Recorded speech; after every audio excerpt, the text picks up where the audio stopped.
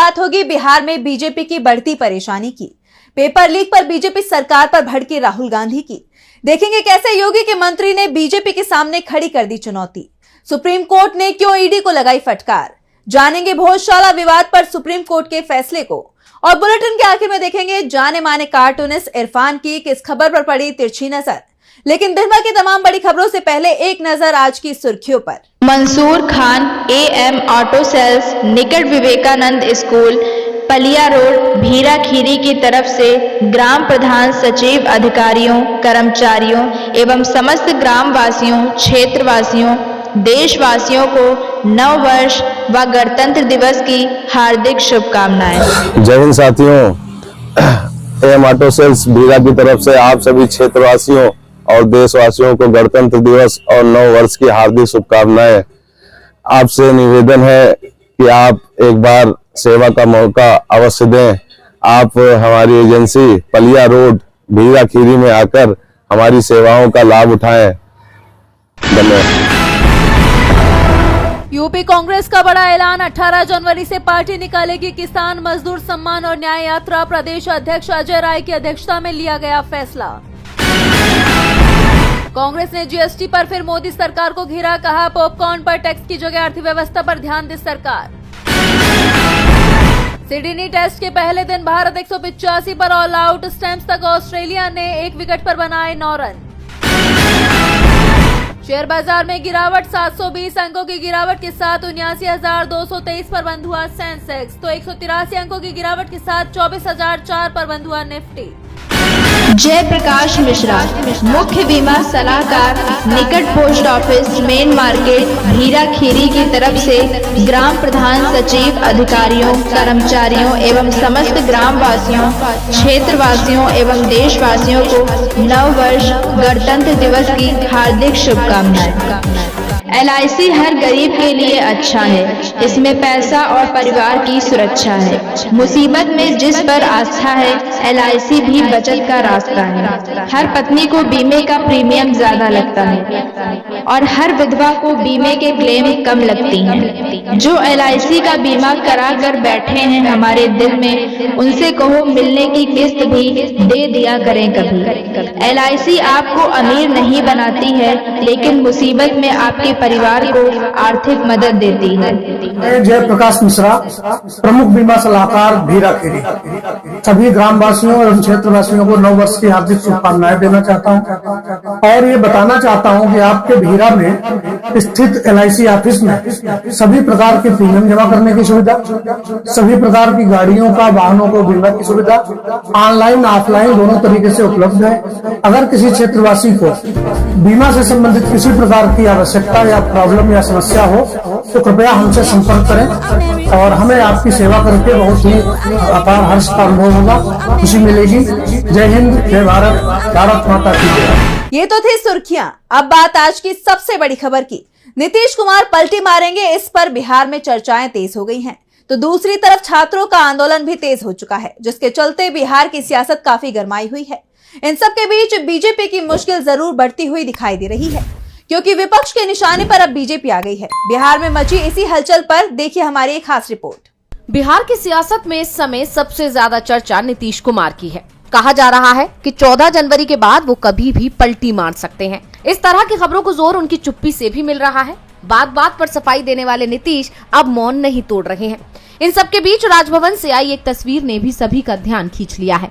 ये तस्वीर है बिहार के नए राज्यपाल आरिफ मोहम्मद खान के शपथ ग्रहण कार्यक्रम की, जिसमें नीतीश कुमार और तेजस्वी यादव का आमना सामना हुआ। तस्वीर में देखा जा सकता है कि तेजस्वी ने मुस्कुराते हुए नीतीश के सामने हाथ जोड़े तो उन्होंने भी मुस्कुराते हुए उनके कंधे पर हाथ रख दिया। तेजस्वी को मिले नीतीश के आशीर्वाद को जानकार बड़े सियासी खेल का संकेत मान रहे हैं।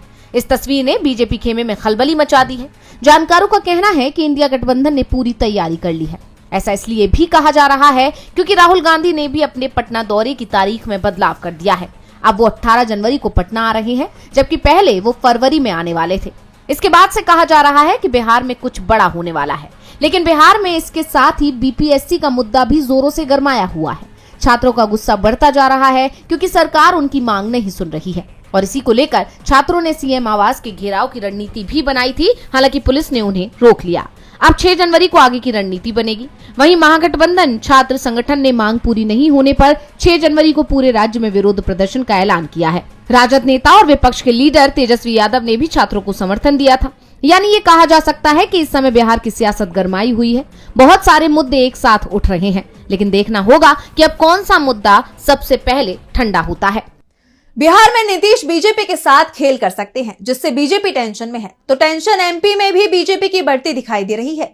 यूपी और बिहार के बाद अब मध्य प्रदेश में भी परीक्षा में गड़बड़ी का मामला सामने आया है। और हद तो ये हो गई कि जिन छात्रों ने बीजेपी सरकार पर आरोप लगाए, उन्हें गिरफ्तार कर जेल में भेजा जा रहा है। यानी कि जो काम यूपी और बिहार की एनडीए सरकार नहीं कर पाई, उसे मध्य प्रदेश की बीजेपी सरकार ने कर दिया।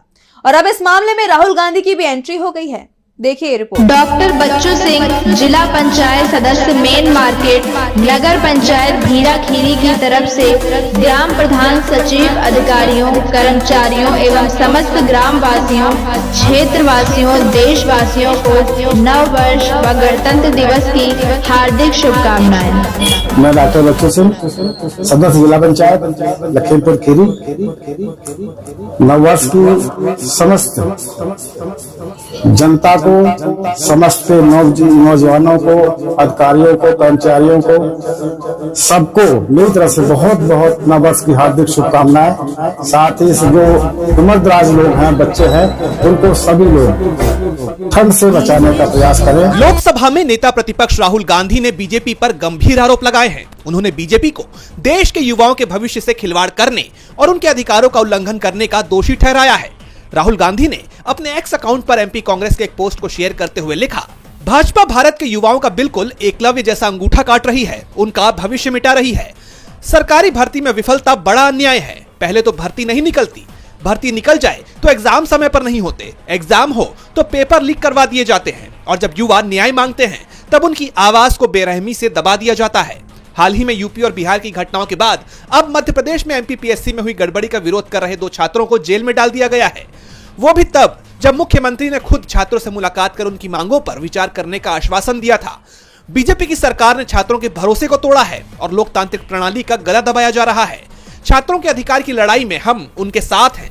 भाजपा को देश के युवाओं के हक की आवाज किसी कीमत पर हम दबाने नहीं देंगे। राहुल गांधी ने साफ कर दिया है कि वो छात्रों की लड़ाई लड़ेंगे। इससे पहले मध्य प्रदेश कांग्रेस ने भी इस मुद्दे को उठाते हुए एक तस्वीर पोस्ट की थी, जिसमें कुछ लोग जेल के बाहर खड़े हुए नजर आ रहे थे।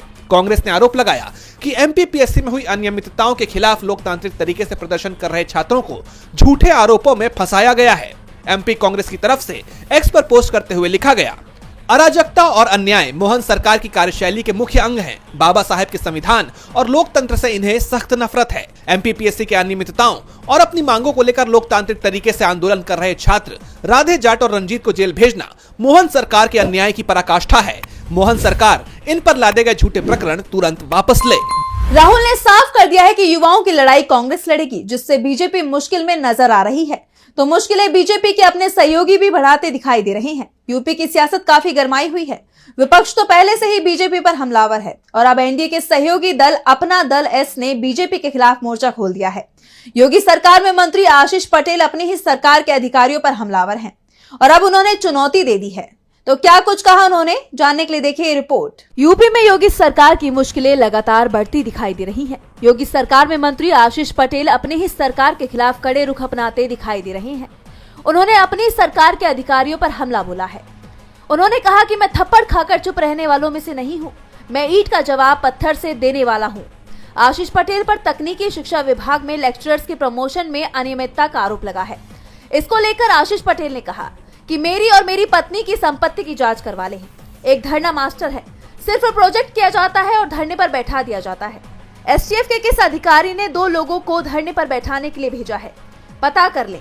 दूध का दूध और पानी का पानी हो जाएगा। इसके साथ ही उन्होंने चुनौती देते हुए कहा कि एसटीएफ वाले पैर पर गोली मारते हैं, लेकिन अगर उनमें हिम्मत है तो सीने पर गोली मारें। बता दें कि प्रेस कॉन्फ्रेंस के दौरान मोदी सरकार में मंत्री अनुप्रिया पटेल भी मौजूद रही। उन्होंने कहा कि आशीष पटेल ने आपके बीच कुछ बातें शेयर की, उनके मन में कुछ पीड़ा थी, इसलिए उन्होंने ऐसी बात कही। हमें जवाब देना आता है, हमें पता है कि कौन किसके इशारे पर चल रहा है, जिससे साफ है कि अनुप्रिया पटेल अपने पति की बातों का समर्थन करती दिखी, और उन्होंने भी योगी सरकार को जमकर घेरा।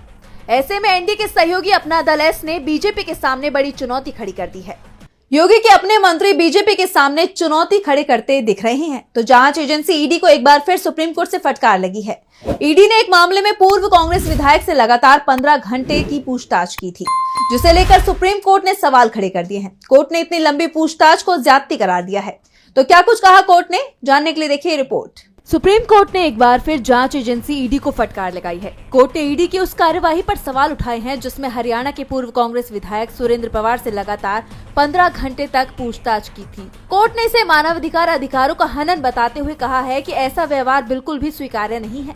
बता दें कि ईडी ने पवार को अवैध खनन से जुड़े मनी लॉन्ड्रिंग मामले में गिरफ्तार किया था, लेकिन पंजाब और हरियाणा हाईकोर्ट ने ईडी की इस गिरफ्तारी को रद्द कर दिया था, जिसके बाद ईडी हाईकोर्ट के फैसले के खिलाफ सुप्रीम कोर्ट गई थी। सुप्रीम कोर्ट ने ईडी की अपील खारिज करते हुए हाईकोर्ट के फैसले को बरकरार रखा था।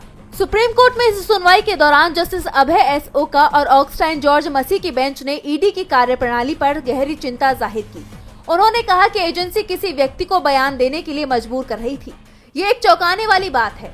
वहीं ईडी के वकील ने अपनी दलील में कहा कि हाईकोर्ट ने अपने आदेश में गलत जानकारी दर्ज की है, लेकिन सुप्रीम कोर्ट ने ईडी के इस तर्क को खारिज कर दिया। बेंच ने पूछा कि एजेंसी बिना ब्रेक के इतने लंबे वक्त तक पूछताछ करके किसी व्यक्ति को कैसे परेशान कर सकती है। बता दें कि ईडी ने पूर्व कांग्रेस विधायक सुरेंद्र पवार से 20 जुलाई 2024 को 24 घंटे 40 मिनट तक पूछताछ की थी। ईडी की जांच प्रक्रिया पर सवाल उठ रहे हैं, तो देश में इस समय मंदिर और मस्जिद के विवाद चर्चाओं में है। सुप्रीम कोर्ट में सीजेआई संजीव खन्ना की पीठ इस मामले में सुनवाई कर रही है। Court places of worship act 1991 पर सुनवाई कर रहा है। हिंदू और मुस्लिम दोनों ही पक्षों की तरफ से इसे लेकर याचिका दायर की गई है और अब धार की भोजशाला का विवाद भी सुप्रीम कोर्ट पहुंच चुका है, जिस पर आज कोर्ट ने बड़ा फैसला सुनाया है। तो क्या है पूरा फैसला, जानने के लिए देखिए रिपोर्ट। मध्य प्रदेश के धार जिले के भोजशाला मंदिर और कमल मौला मस्जिद के बीच चल रहे विवाद की सुनवाई अब सीजेआई संजीव खन्ना की पीठ में होगी। भोजशाला को लेकर हिंदू और मुस्लिम समुदाय के बीच लंबे समय से धार्मिक अधिकारों को लेकर विवाद चल रहा है। पिछले साल अप्रैल में सुप्रीम कोर्ट ने भारतीय पुरातत्व सर्वेक्षण यानी ASI को साइट का सर्वेक्षण करने की अनुमति दी थी। कोर्ट ने निर्देश दिया था कि बिना उसकी अनुमति के सर्वेक्षण रिपोर्ट के आधार पर कोई कार्रवाई नहीं की जाए। इसके साथ ASI को परिसर में ऐसी कोई भी खुदाई नहीं करने का भी निर्देश दिया, जिससे संरचना के चरित्र में बदलाव हो सकता है। लेकिन अब जब इस मामले की सुनवाई हुई तो जस्टिस ऋषिकेश रॉय और SBN भट्टी की पीठ ने कहा कि इस मामले को पूजा स्थल अधिनियम को चुनौती देने वाली याचिकाओं के साथ जोड़ा जाना चाहिए। पूजा स्थल विधेयक की वैधता को चुनौती देने वाली याचिकाओं पर इस समय सीजेआई संजीव खन्ना की अध्यक्षता वाली पीठ सुनवाई कर रही है, यानी अब धार विवाद की सुनवाई भी सीजेआई की ही पीठ करेगी। सुनवाई के दौरान हिंदू पक्ष की ओर से पेश हुए अधिवक्ता विष्णु शंकर जैन ने कहा कि ये विवाद पूजा स्थल अधिनियम से संबंधित नहीं है और उन्होंने न्यायालय से मामले की सुनवाई कर निर्णय देने का आग्रह किया, लेकिन पीठ ने इसे मंजूरी नहीं दी। इसके साथ ही कोर्ट ने ASI पर सख्त टिप्पणी करते हुए कहा कि याचिका के साथ दायर की गई तस्वीरों से पता चलता है कि उसके आदेश के बावजूद खुदाई की गई, इसलिए पहले अवमानना नोटिस का जवाब देना होगा। इसके बाद न्यायालय ने रजिस्ट्री को निर्देश दिया कि वो मुख्य न्यायाधीश से निर्देश प्राप्त करने के बाद मामले को अन्य याचिकाओं के साथ जोड़ दें। बता दें, भोजशाला का ये विवाद 11वीं शताब्दी का है। हिंदुओं का मानना है कि ये देवी बाग देवी का मंदिर है, जो देवी सरस्वती का अवतार है, जबकि मुस्लिम समुदाय इसे कमला मौला मस्जिद कहता है। 11 मार्च 2024 को मध्य प्रदेश हाईकोर्ट ने ASI को 6 सप्ताह में भोजशाला परिसर का वैज्ञानिक सर्वेक्षण करने का निर्देश दिया था। हाईकोर्ट के आदेश को सुप्रीम कोर्ट ने भी हरी झंडी दिखा दी है। सुप्रीम कोर्ट के फैसले को हिंदू पक्ष के लिए बड़ा झटका माना जा रहा है, तो दिल्ली चुनाव के नतीजे भी बीजेपी को झटका दे सकते हैं, क्योंकि आपके खिलाफ बीजेपी चुनाव से पहले ही बैकफुट पर दिख रही है। इस बीच खबर ये आ रही है कि दिल्ली विधानसभा चुनाव की तारीखों का ऐलान अगले हफ्ते हो सकता है। तो इसी कब करेगा तारीखों का ऐलान, जानने के लिए देखिए रिपोर्ट। दिल्ली में आगामी विधानसभा चुनाव को लेकर सियासी सुगबुगाहट तेज हो गई है। कांग्रेस, बीजेपी और आम आदमी पार्टी के बीच कड़ा मुकाबला देखने को मिल रहा है। हालांकि अभी तक तारीखों का ऐलान नहीं किया गया। जानकारी के मुताबिक चुनाव आयोग अगले हफ्ते की शुरुआत में तारीखों का ऐलान कर सकता है, यानी कि 7 या 8 जनवरी को तारीखों का ऐलान किया जा सकता है। ऐसे में कहा यह भी जा रहा है कि 8 से 10 फरवरी के बीच मतदान और 12 फरवरी तक नतीजे घोषित होने की संभावना है। दिल्ली में एक ही चरण में मतदान करवाए जा सकते हैं, वो इसलिए क्योंकि मुख्य चुनाव आयुक्त का कार्यकाल 18 फरवरी को समाप्त हो रहा है। इसलिए 23 फरवरी से पहले नई विधानसभा का गठन सुनिश्चित करना जरूरी है। इसके साथ ही दिल्ली में 6 जनवरी तक केंद्रीय चुनाव आयोग नई वोटर लिस्ट जारी करेगा। दिल्ली चुनाव से पहले मतदाता सूची को लेकर विवाद भी सामने आ रही है। आम आदमी पार्टी और बीजेपी एक दूसरे पर मतदाताओं के नाम कटवाने के आरोप लगा रही हैं। दिल्ली के पूर्व मुख्यमंत्री अरविंद केजरीवाल ने आरोप लगाया है कि उनके निर्वाचन क्षेत्र में हजारों नाम हटाए और जोड़े गए हैं, जिससे लगभग 12% वोट बदल सकते हैं। केजरीवाल ने बीजेपी पर कई सवाल खड़े कर दिए हैं। ऐसे में बीजेपी बुरी तरह से घिरती दिखाई दे रही है। दिल्ली विधानसभा चुनाव का ऐलान अगले हफ्ते में हो सकता है, इसके नतीजे भी अगले महीने आ जाएंगे। लेकिन हिंदुस्तान और बांग्लादेश के संबंध कब सुधरते हैं, ये हाल फिलहाल में होता नहीं दिखाई दे रहा। दोनों देशों के संबंध बेहद खराब हो चुके हैं। बांग्लादेश में हिंदुओं के खिलाफ चल रही हिंसा अभी तक थमी नहीं है। दूसरी तरफ बांग्लादेश अब हिंदुस्तान से शेख हसीना के प्रत्यर्पण की मांग कर रहा है, लेकिन ये तय है कि हिंदुस्तान हसीना को बांग्लादेश को नहीं सौंपेगा।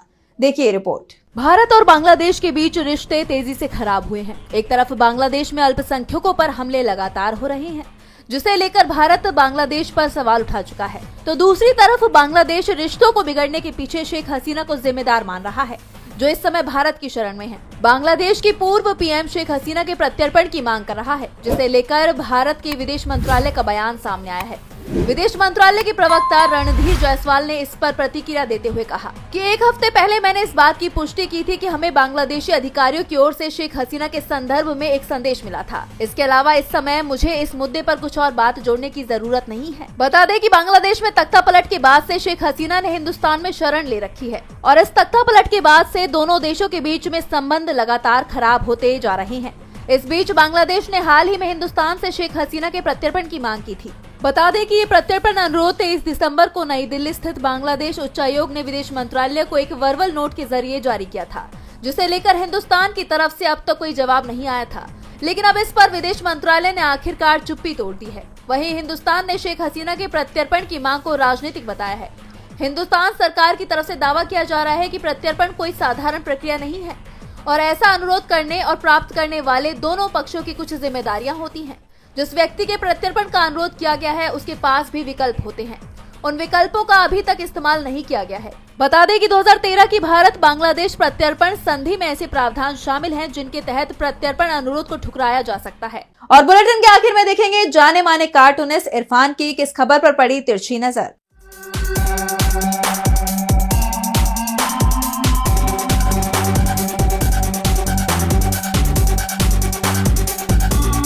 प्रधानमंत्री नरेंद्र मोदी ने आज अपने मन की एक बात कही। उन्होंने कहा कि वो चाहते तो अपने लिए एक बहुत बड़ा आलीशान सा महल बनवा सकते थे। वो महंगाई भी दूर कर सकते थे, वो भ्रष्टाचार भी दूर कर सकते थे, वो बेरोजगारी भी दूर कर सकते थे और तो और वो मणिपुर भी जा सकते थे। शायद ये बातें भी उनके मन में हों और ये मन की बातें हो सकता है कभी उनकी जुबान पर आए भी।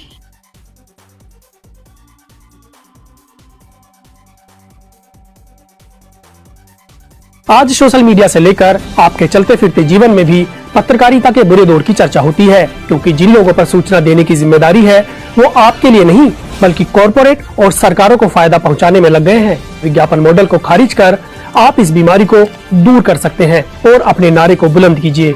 मेरे खर्च पर आजाद है खबरें।